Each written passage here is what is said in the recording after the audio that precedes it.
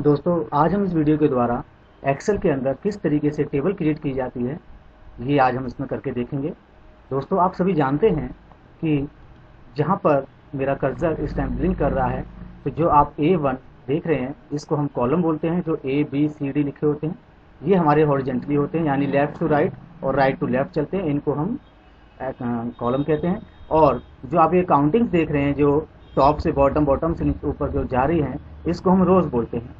जब भी हम किसी सेल पे क्लिक करते हैं तो उस सेल का जो एड्रेस होता है उसमें फर्स्ट नेम होता है कॉलम नेम, और उसके साथ में सेकंड नेम जो होता है वो होता है उसका रो नेम।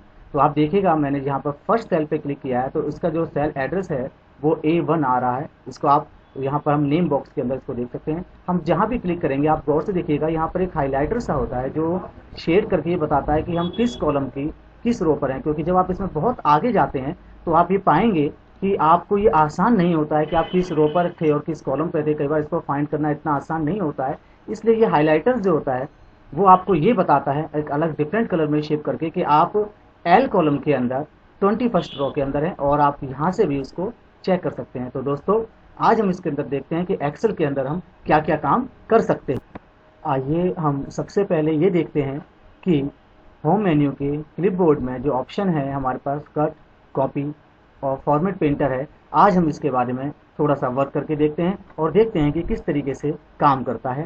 दोस्तों सबसे पहले हम कुछ कॉलम्स क्रिएट कर लेते हैं जिनकी जनरली हमको सबसे ज़्यादा आवश्यकता होगी किसी भी काम को करने के लिए। मान लीजिए मैं किसी स्कूल की, किसी क्लास के, किसी बच्चे का रिकॉर्ड बना रहा हूँ, तो मैं सबसे पहले सीरियल नंबर, उसके बाद मैं नेम ऑफ द स्टूडेंट्स लूँगा,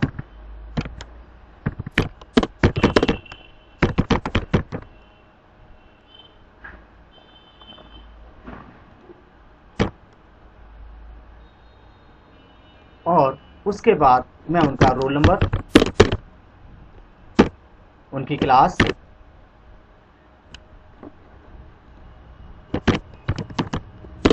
फादर्स नेम,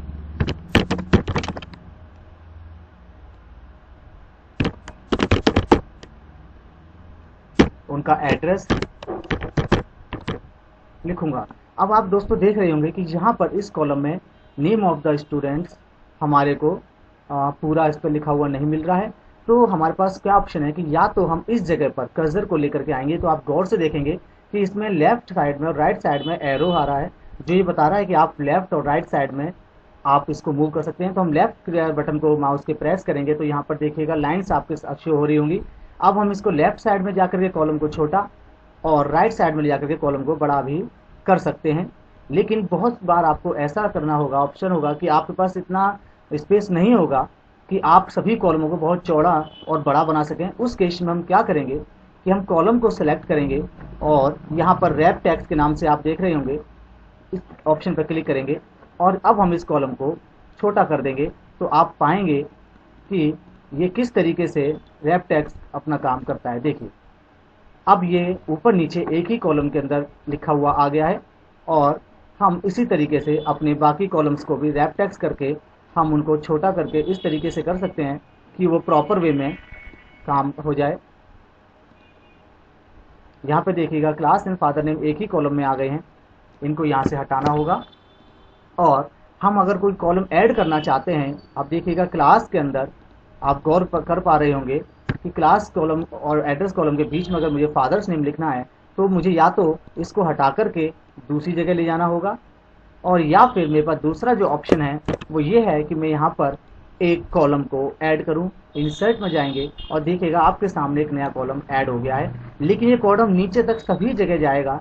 तो अगर आपको लगता है कि नीचे के डाटा को नहीं छेड़ना है तो आप इस तरीके से भी आप इसको इधर से उधर मूव कर सकते हैं।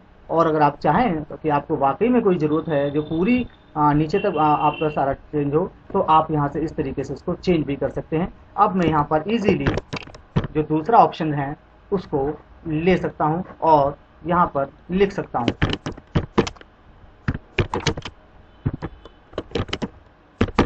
और अगर ये भी ज़्यादा बड़े उसमें जा रहा है तो मैं रैप टेक्स्ट करके मैं इसको इस तरीके से यहाँ पर लिख सकता हूँ। अब देखिए कई बार दोस्तों ऐसा काम होता होगा कि मान लीजिए मुझे 60 या 70 बच्चों का कोई डाटा एंट्री करनी है और मैं जैसे ही नीचे जाऊँगा तो आप देखेंगे कि ऊपर का कॉलम भी गायब हो गया है। अब हमें बहुत बार ये नहीं पता होता है कि column B, C, D, E, F में क्या लिखा हुआ है और हमें क्या इन्फॉर्मेशन सेंड करनी है।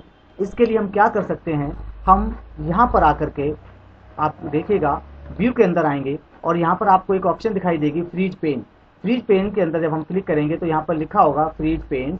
आप जिस चीज़ को सिलेक्ट करेंगे वो चीज़ फ्रीज पेन में किस तरीके से काम आएगी देखिएगा। यहाँ पे सबसे पहला ऑप्शन है फ्रीज टॉप रो। मैंने फ्रीज टॉप रो पे क्लिक किया और अब आप देखिएगा कि इसके नीचे किस तरीके से आपको एक लाइन बनी हुई दिखाई दे रही होगी।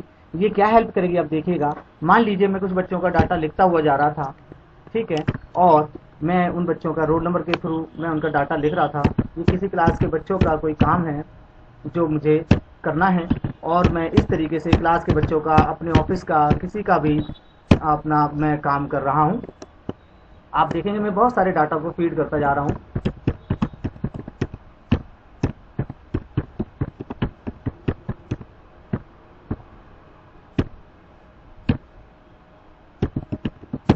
अब आप देखिएगा कि कॉलम्स तो अपनी जगह पर, जो हमारी फर्स्ट रो है वो वही है, जिसकी वजह से कॉलम वही है। और मैं अब कितने भी डाटा पे नीचे जाऊंगा देखिएगा मैं अब 42 43 तक आ गया हूँ। लेकिन अब मुझे ये चीज़ की कंफ्यूजन नहीं है कि फर्स्ट रो सीरियल नंबर की थी, सेकंड नेम ऑफ स्टूडेंट्स की थी या फादर नेम थी, या सी वाले में क्या था, एफ में क्या था। जब ये बहुत सारे कॉलम्स हो जाते हैं तो हम कंफ्यूज हो जाते हैं कि हमें किस कॉलम में क्या एंट्री करनी है। तो हम फ्रीज पेन की सहायता से, हेल्प से, हम इस पूरी कॉलम रो को हमने सेलेक्ट किया और इसको फ्रीज कर लिया, जिसकी वजह से ये कॉलम या रो तो यहीं पर ही रहेंगे, लेकिन नीचे का डाटा आप मूव करके आसानी से अपने पूरे काम को कर सकते हैं।